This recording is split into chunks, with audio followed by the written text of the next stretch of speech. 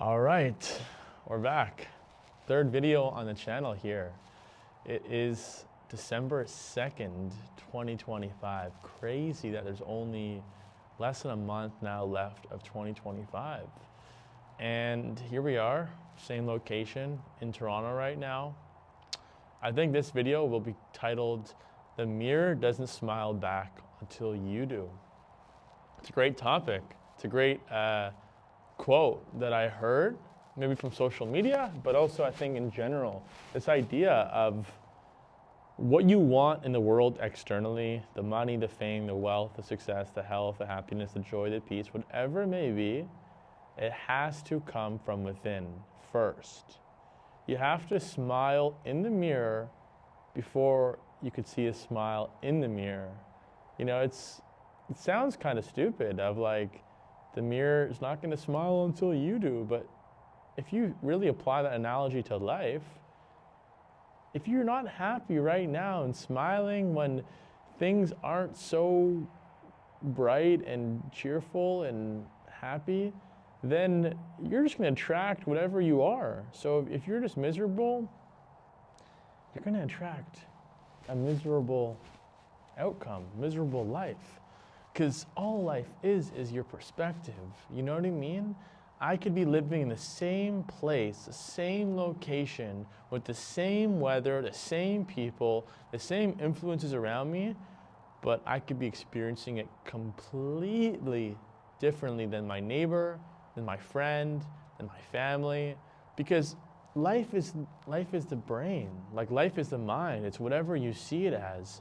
So if you're going to be in the mirror waiting for a smile and you have a frown on your face, you'll be waiting forever. And I think this speaks volume to the human experience, to the depths of the human experience of how deep one could experience life. You know, what if it's more than the surface? What if you saw through that mirror and you understood that that mirror, whether it smiles back or not, you're just going to go live your life. You're going to smile, and you don't need to worry about a mirror. You know what I mean? Like the analogy says, okay, you want to wait for that, you want to smile first, the mirror smiles back. But what if you take it one step further and you don't even think about the mirror and you're just smiling?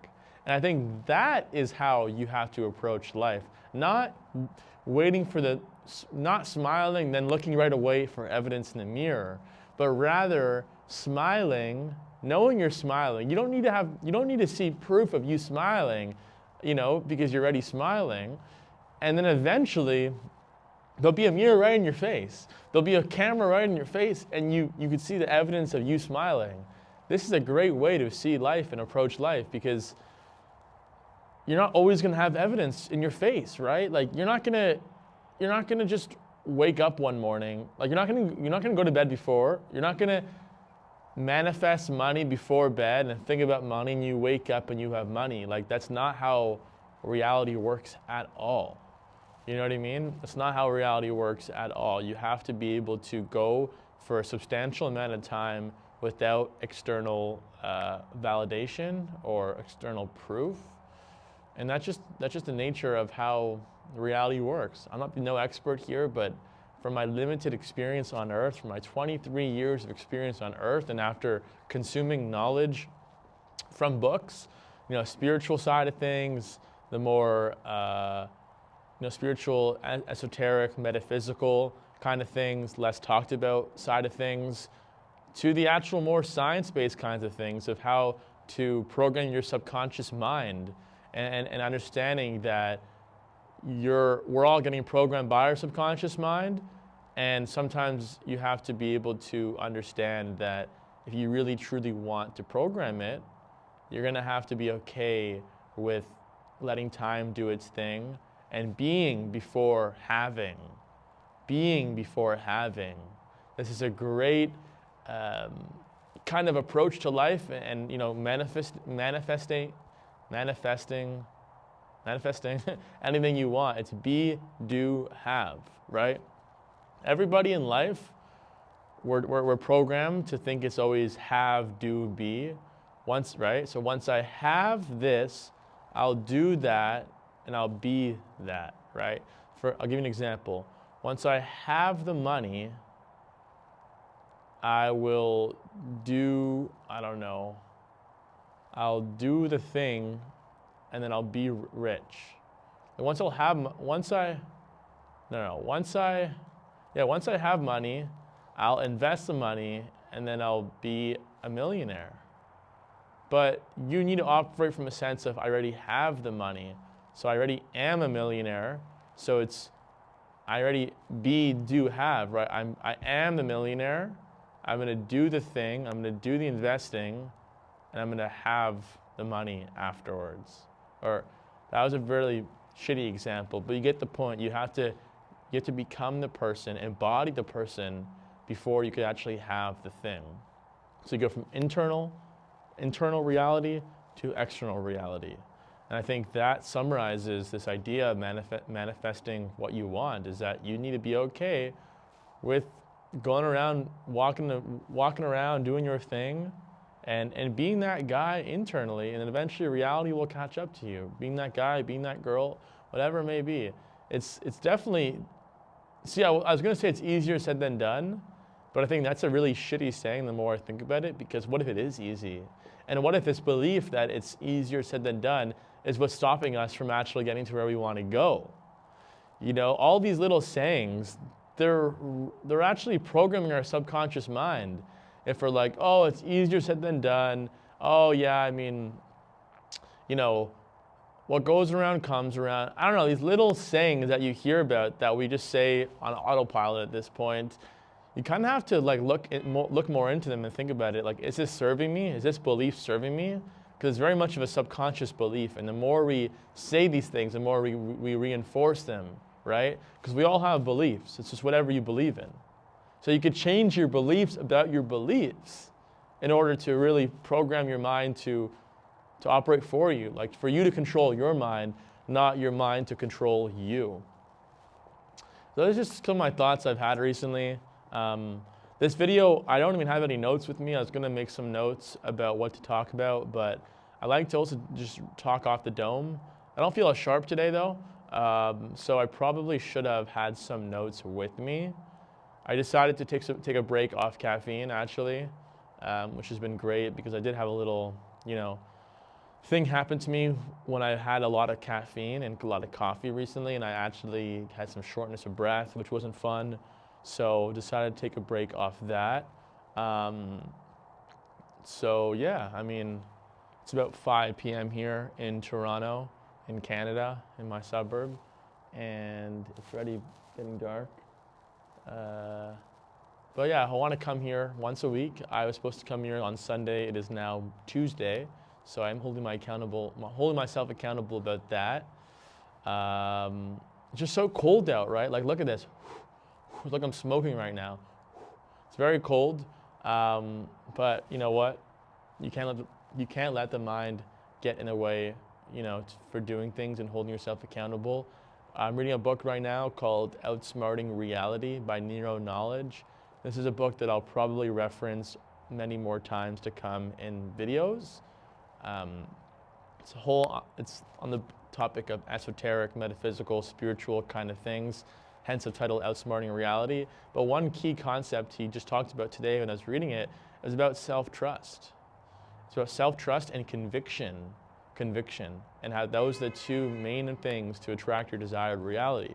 Self-trust, which is something where I need to work on, is basically, like, it's the word self-trust, but what it boils down to is keeping your word with yourself, right? Because think about it, trusting yourself means that whatever you do, whatever you say you do, you are the man or woman you look in the mirror. Like you're the full evidence of whatever you say.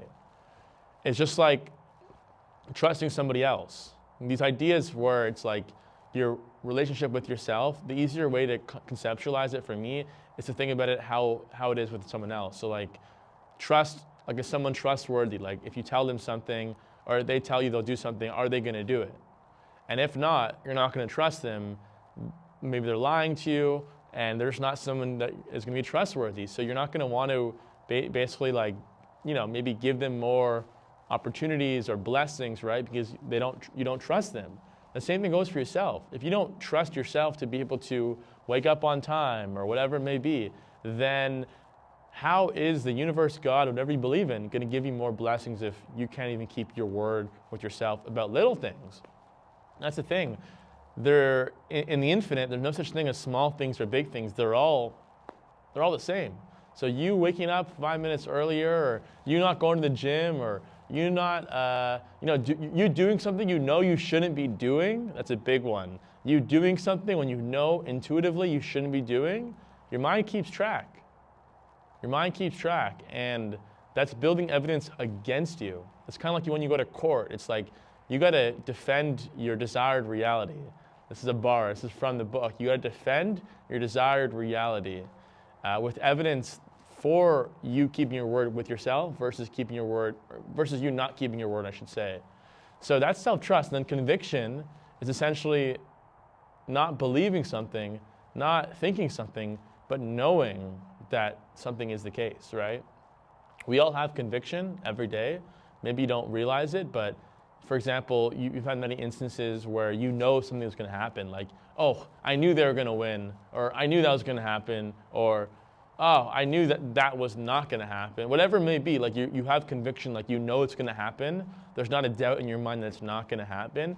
And when you apply that to whatever it is that you want to desire, you can't lose. That combined with self-trust, when you couple those together, that builds a character, a person, an avatar in this world that essentially controls their own mind and could actually manifest more things because there's someone that, like, they value themselves. They love themselves, they're disciplined, and they're proving to God, to the universe, to the higher power that they are deserving for more blessings. That's how I see it.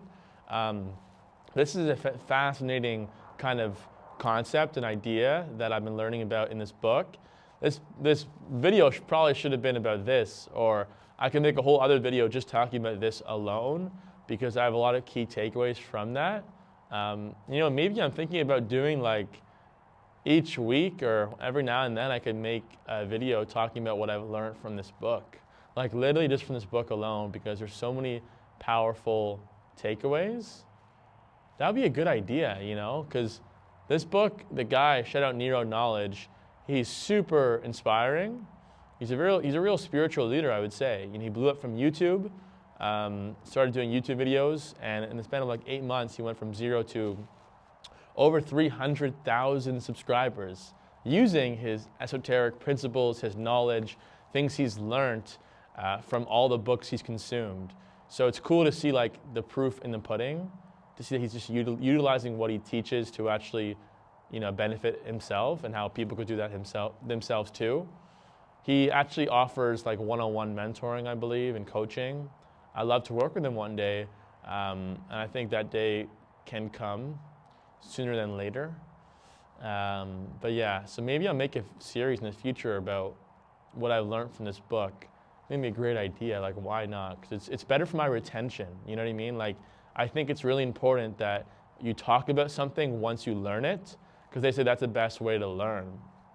And I could just talk to myself, but may as well record in front of a camera and people get to see it too, and I get to rewatch it as well for my future self to look back on. So I don't think I'll do a separate channel, because it's just my thoughts, right? This channel is Jared's thoughts. I may as well articulate myself in any container, any context, whether it's through a book, from a movie I watched.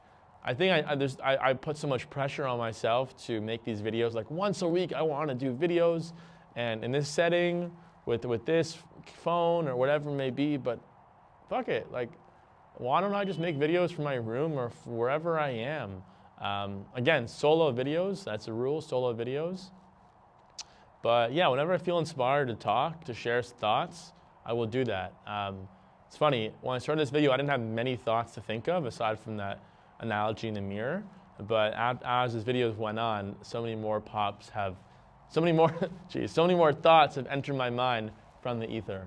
To be fair, I've been doing this video after working today, so maybe my mind is a little bit tired, a little bit fatigued, not as sharp, not as clear. I think it's really good to do these in the morning, but I'm at a school over here, so I don't want to be recording myself, while there's little kids around and may get in trouble on school property here. But again, maybe that's just me overthinking things. I just gotta press record, right, and upload these to YouTube. So anyways, we're gonna wrap things up here. But really, the premise of the video was to talk about how your internal reality will fully control and dominate your external reality. Of course, the external reality has its play. This is a video I want to talk about maybe in the future. But yeah, that's really everything. So we'll wrap things up from here. If you enjoyed this video, if you're watching this video, again, you're early, but we're making this for Jared 2.0, the future Jared. That's a wrap.